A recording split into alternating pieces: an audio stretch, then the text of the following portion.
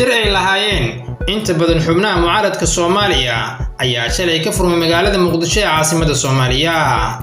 xubnaha shirka fadhiyo waxaa hormuud u ah madaxweyne hore Soomaaliya Shariif Sheekh Axmed. waxaa kaloo madasha fadhiyo xubno ay ka mid yihiin gudoomiyihii hore ee baarlamaanka Soomaaliya Shariif Xasan Sheekh Aadan. waxaa kaloo madasha fadhiya ra'iisul wasaare hore Maxamed Xuseen Roble, ra'iisul wasaare hore Cabdi Faarax Shirdoon Saacid, ra'iisul wasaare hore Cabdirashiid Cali Sharmaake, ra'iisul wasaare hore Xasan Cali Khayre iyo musharax madaxweyne Cabdiraxmaan Cabdishakuur Warsame.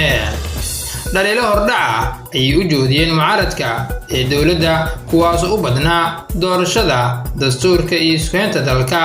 xildhibaano ka tirsan labada aqal ee baarlamaanka Soomaaliya ayaa sidoo kale ka qaybgalaya shirkan.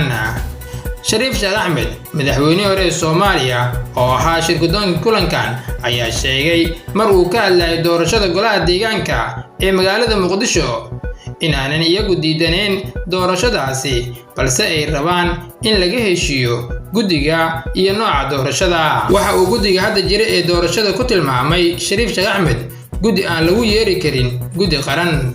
haddaba maxaa laga filayaa shirka mucaaradka? kow, dhaliil. sida soo jireenka ahayd, mucaaradka luuqad adag ayay ku dhaliili doonaan taliska madaxweyne Xasan Sheekh Maxamuud. labo, go'aamo. waxa ay soo saari doonaan go'aankooda ku saabsan waxa ay ka yeeli doonaan haddii uu madaxweyne Xasan Sheekh Maxamuud uu ku adkaysto doorashada halka dhinaca iyo bedeladii dastuurka. saddex, hoggaan iyo xubno hooseeda.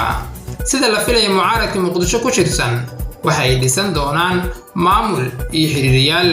xubno ka mid ah mucaaradka ayaa raadinaya inay hoggaanka u qabtaan golaha la dhisayo, halka ay jiraan xubno aaminsan in madaxweyne hore ee Soomaaliya Shariif Sheekh Axmed sii hogaamiyo golaha ilaa shirka labaad, balse hadda la dhiso afayaan iyo xogaheen.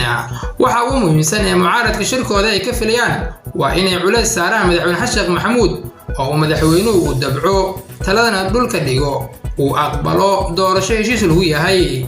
haddaba sidee u aragtaa adiga?